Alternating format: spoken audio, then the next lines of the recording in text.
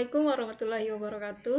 Perkenalkan, nama saya Welan Setisa dengan NPM A1M023018 dari kelas 3B Program Studi Pendidikan IPA. Di sini saya akan menjelaskan mengenai materi bab 2 yaitu 2.1, 2.2, 2.3, dan 2.4. Baiklah, langsung saja ke materinya yaitu media pembelajaran, jembatan menuju pemahaman. Media pembelajaran adalah alat bantu dalam proses belajar yang bertujuan mempermudah pemahaman, meningkatkan motivasi, dan menjadikan proses belajar lebih interaktif dan menarik. Selanjutnya yaitu ada media visual. Media visual yaitu memvisualisasikan pengetahuan, di mana yaitu ada satu gambar. Gambar dapat membantu memvisualisasikan konsep abstrak dan mudah pembelajaran lebih mudah diingat. Misalnya, gambar sistem pencernaan manusia membantu memahami proses pencernaan. Gambar sistem pernapasan membantu memahami proses pernapasan pada manusia. Yang kedua yaitu ada grafik. Grafik berguna untuk menampilkan data dan informasi secara visual, sehingga lebih mudah dipahami dan dianalisis. Misalnya, grafik pertumbuhan penduduk dan menunjukkan tren demografi.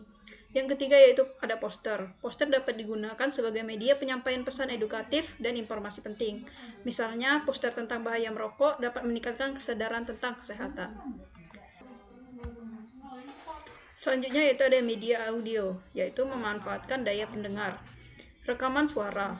Rekaman suara dapat digunakan untuk menjelaskan materi yang sulit dipahami secara visual. Misalnya, rekaman suara tentang cara memahami peta dapat membantu memahami konsep geografis. Yang kedua yaitu podcast. Podcast merupakan program audio yang diunduh dan didengarkan kapan saja. Podcast dapat membahas berbagai topik seperti sejarah, sains, dan budaya yang bermanfaat untuk meningkatkan pengetahuan. Yang ketiga ada musik. Musik dapat menciptakan suasana belajar yang menyenangkan dan membantu fokus. Misalnya, musik klasik dapat membantu meningkatkan konsentrasi dan kreativitas. Selanjutnya yaitu ada media audio visual, yaitu menggabungkan sisi terbaik. Yang pertama ada video. Video merupakan media pembelajaran efektif karena menggabungkan gambar dan suara. Video dapat membantu menjelaskan konsep abstrak seperti proses fotosintesis secara lebih mudah. Yang kedua ada animasi. Animasi merupakan bentuk video yang lebih menarik dan kreatif. Animasi dapat digunakan untuk menjelaskan konsep kompleks seperti siklus air dengan cara yang lebih mudah dipahami. Selanjutnya yaitu ada manfaat media pembelajaran. Manfaat media pembelajaran yang pertama adalah visualisasi. Media pembelajaran membantu memvisualisasikan konsep abstrak seperti proses fotosintesis dan menjadikan pelajaran lebih mudah diingat. Yang kedua ada audio. Media audio membantu meningkatkan pemahaman melalui pendengaran. Misalnya, mendengar rekaman suara tentang sejarah dapat membantu memahami peristiwa masa lalu. Yang ketiga ada audio visual. Media audio visual menggabungkan visual dan audio, memberikan pengalaman belajar yang komprehensif dan meningkatkan pemahaman terhadap materi. Selanjutnya itu ada meningkatkan motivasi belajar.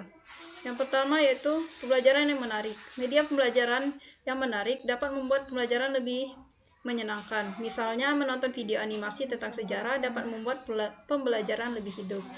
Yang kedua yaitu interaktif. Media pembelajaran interaktif seperti simulasi dan game edukasi dapat memotivasi siswa untuk belajar lebih aktif dan terlibat. Yang ketiga yaitu bermakna. Media pembelajaran yang relevan dan kehidupan nyata dapat membuat pembelajaran lebih bermakna dan meningkatkan motivasi belajar.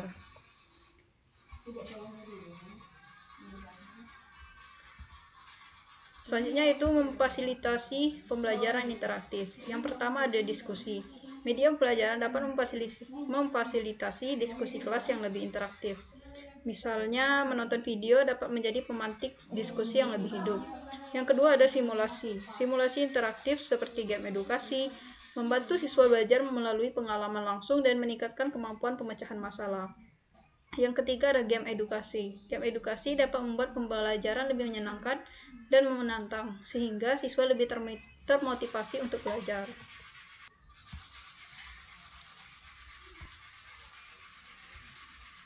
Yaitu yang selanjutnya itu menyediakan pengalaman belajar lebih menarik. Yang pertama, visualisasi. Media pembelajaran visual dapat membantu siswa membayangkan konsep abstrak seperti fotosintesis dan meningkatkan pengalaman belajar.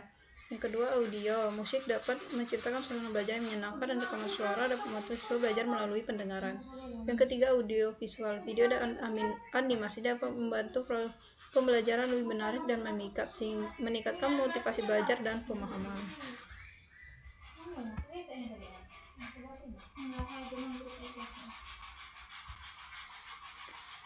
Selanjutnya itu mengatasi keterbatasan ruang dan waktu. Yang pertama ada e-learning, memungkinkan siswa belajar kapan saja dan di mana saja tanpa batasan ruang dan waktu.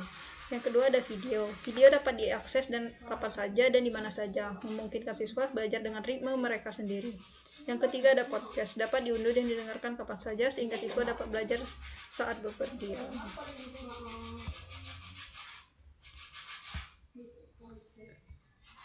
Yang terakhir yaitu ada kesimpulan. Kesimpulannya, peran vital media pembelajaran. Media pembelajaran memainkan peran vital dalam meningkatkan kualitas pendidikan. Media pembelajaran dapat meningkatkan pemahaman, memotivasi belajar, dan menyediakan pengalaman belajar yang menarik. Dengan memanfaatkan media pembelajaran, proses belajar menjadi lebih efektif dan menyenangkan. Jadi, media pembelajaran berbasis ICT menggunakan teknologi seperti multimedia, video, AR, dan VR untuk membuat proses belajar lebih interaktif dan menarik. Kelebihannya yaitu 1. Lebih menarik dan interaktif karena menggunakan animasi, video, dan suara meningkatkan minat siswa. Yang kedua yaitu waktunya fleksibel, dapat diakses kapan saja dan di mana saja. Yang ketiga yaitu mengembangkan keterampilan digital. Siswa terbiasa menggunakan teknologi. Yang keempat, beragam materi. Guru dapat menyajikan materi dengan berbagai format. Kekurangannya yaitu 1. Terbatas untuk kelompok kecil, tidak cocok untuk interaksi dalam skala besar. Yang kedua, desain yang kurang baik, bisa membuat siswa cepat bosan. Apabila desain yang kita gunakan kurang menarik, itu akan membuat pembelajaran yang akan dilakukan itu agak kurang menarik dan membosankan. Yang ketiga yaitu keterampilan guru. Tidak semua guru dapat menguasai teknologi dengan baik dan benar. Yang keempat yaitu akses terbatas. Tidak semua sekolah memiliki perangkat yang memadai, sinyal yang lancar, dan alat elektronik yang dapat digunakan. Tantangannya yaitu 1. Infrastruktur. Kurangnya akses ke perangkat dan internet. Seperti tadi akses sinyal yang kurang lancar. Yang selanjutnya itu biaya. Pengembangan dan pemeliharaan teknologi memerlukan biaya besar. Yang ketiga yaitu pelatihan. Guru dan siswa harus dilatih menggunakan teknologi agar jika menggunakan media pembelajaran berbasis animasi, video dan suara, guru dan siswa dapat menguasainya dengan lebih mudah. Kesimpulannya yaitu ICT membuat pelajaran lebih efektif, tetapi memerlukan dukungan infrastruktur dan keterampilan teknologi. Sekian dari saya. Wassalamualaikum warahmatullahi wabarakatuh.